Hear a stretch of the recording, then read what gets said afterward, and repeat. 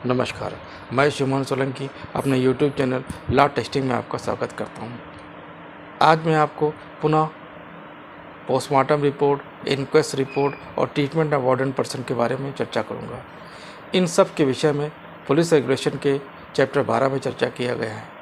आज मैं आपको बताऊंगा कि अगर किसी व्यक्ति की प्राकृतिक मौत होती है तो अगर उस मृत्यु के बाद लाश को पोस्टमार्टम के लिए भेजा जाता है तो उस पोस्टमार्टम के लिए क्या प्रक्रिया अपनाई जाएगी, क्या पुलिस विभाग जो है शव परीक्षण जब करता है तो शव परीक्षण को किस माध्यम से भेजा जाता है, शव परीक्षण के लिए भेजने के लिए क्या कोई पैसा सैंक्शन होता है।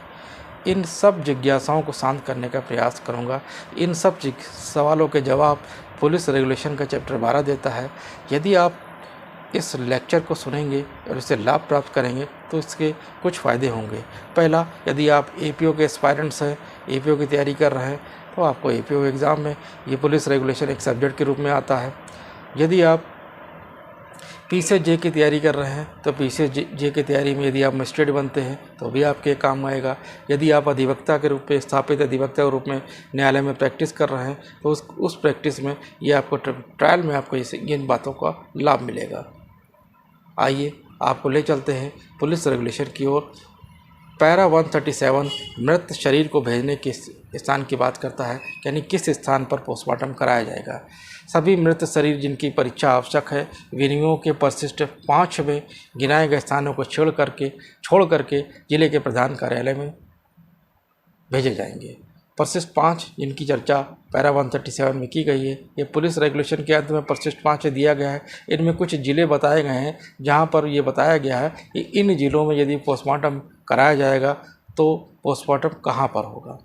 पैरा 137 पुलिस अधीक्षक को मृत्यु के उपरांत परीक्षण के बारे में निर्णय के अधिकार की बात करता है, यानी सरकारी रेलवे पुलिस द्वारा जिले के मुख्यालयों का परीक्षा हेतु शव के मामले में संबंधित जिले के पुलिस अधीक्षक पर निर्भर करेगा, वो निश्चय करे क्या मरणोपरांत शव परीक्षा वास्तव में आवश्यक है।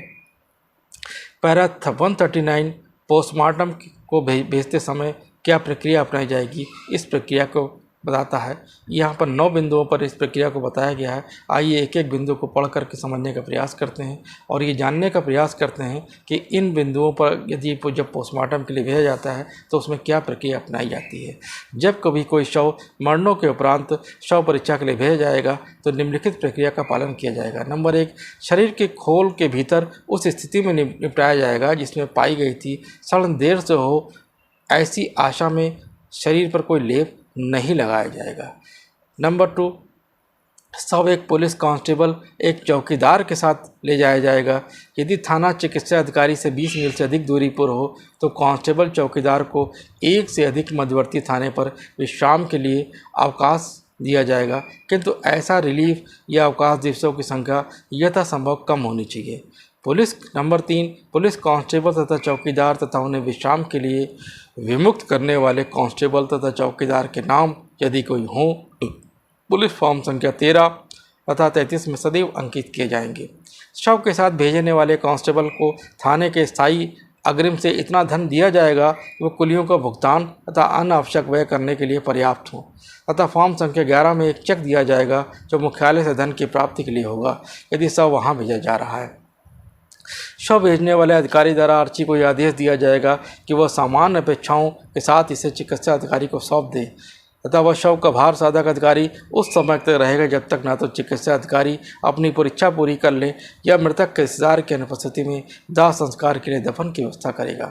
अन्वेषण अधिकारी शरीर की वर्णनात्मक सूची 2 प्रतियों में तैयार करेगा, जिससे वह उन चोटों की जो प्रत्यक्षता दिखाई पड़ती हैं भिन्न शिनाख्त का विवरण लिखेगा। वह सूची में एक प्रति शव के साथ जाने वाले कांस्टेबल को देगा और दूसरी प्रति मुख्यालय के प्रभारी को डाक के द्वारा देगा। पैरा 7वां पॉइंट है कि इस वर्णनात्मक सूची की अतिरिक्त फॉर्म संख्या 13 में एक विवरण भेजा जाएगा जो बहुत ही सावधानी से तैयार किया जाएगा। यदि इस शरीर मुख्यालय या किसी अन्य स्थान में भेजा गया है जहां इंग्लिश पुलिस कार्यालय है, फॉर्म संख्या 13 में एक विवरण अंग्रेजी में तैयार किया जाएगा और फॉर्म संख्या 33 में मरणोपरांत शव परीक्षा के रिक्विजिशन के साथ चिकित्सा अधिकारी को भेजा जाएगा। और अन्वेषण अधिकारी के अन्वेषण का विस्तृत अनुवाद भी भेजा जाएगा। इसमें शव की हुलिया की स्थिति अथवा मृत्यु के कारण जहाँ तक आवश्यक अन्वेषण अधिकारी इसके निश्चय करने में समर्थ हो लिखा जाएगा। यदि वहाँ शव भेजा जाएगा तो इंग्लिश पुलिस कार्यालय नहीं है तो चिकित्सा अधिकारी को दिए जाएंगे वे कागज होंगे जो अन्वेषण अधिकारी द्वारा शव को भेजे जाएंगे। नोट: मरणोपरांत शव परीक्षा करने वाले सिविल सर्जन को बुलाने के लिए पुलिस अधीक्षक को अधिकार होगा। 8वां पॉइंट है, मरणोपरांत शव परीक्षा किए जाने वाले चिकित्सा अधिकारी के सामने कांस्टेबल और चौकीदार मृत शरीर की शिनाख्त करेंगे। 9वां पॉइंट है, सिविल सर्जन की रिपोर्ट का अनुवाद यथासंभव शीघ्र पुलिस अधीक्षक के कार्यालय को भेज दिया जाएगा और पुलिस थाने के प्रभारी अधिकारी को इस अनुवाद की प्रति भेजी जाएगी। पैरा 140 पोस्टमार्टम के जो परीक्षण कराया जाता है उसके उद्देश्य को स्पष्ट करता है। जब कोई पुलिस अधिकारी किसी व्यक्ति को चिकित्सा अधिकारी द्वारा परीक्षा की जाने लगे भेजे तो वह उस परीक्षा के उद्देश्य की स्पष्ट रूप से व्याख्या करेगा। जब तक विशेष कारणों से स्पष्टीकरण आवश्यक न हो प्रतीत हो, पुलिस अधीक्षक जहाँ तक संभव हो मामले को अनावश्यक रूप से चिकित्सा अधिकारी के पास भेजे जाने से रोकने की कार्रवाई करेगा। तो ये आपने देखा कि पोस्टमार्टम के लिए यदि कोई अप्राकृतिक मृत्यु हो जाने के बाद यदि कोई बॉडी पोस्टमार्टम के लिए भेजी जा रही है तो उसमें किन बिंदुओं पर परीक्षा की जाएगी, किन बिंदुओं के आधार पर परीक्षा की जाएगी। तो ये आपने देखा। पोस्टमार्टम का ऑब्जेक्ट क्या होगा ये पैरा 140 में बताया गया। ये आपने देखा। पैरा 139 में आपने देखा कि कैसे किन जगह पर पोस्टमार्टम कराया जाएगा। पुलिस रेगुलेशन के अन्य पैरा के विषय में मैं अपने आने वाली लेक्चर सीरीज में चर्चा करूंगा। यदि आपको मेरा चैनल समझ में आता है तो कृपया इसे लाइक करें, सब्सक्राइब करें, शेयर करें। इंक्वेस्ट रिपोर्ट, पोस्टमार्टम रिपोर्ट और ट्रीटमेंट ऑफ वाउंडेड पर्सन के बारे में अन्य जानकारी को मैं अपने आने वाले लेक्चर सीरीज में चर्चा करूंगा। तब तक के लिए जय हिंद, जय भारत, जय हो।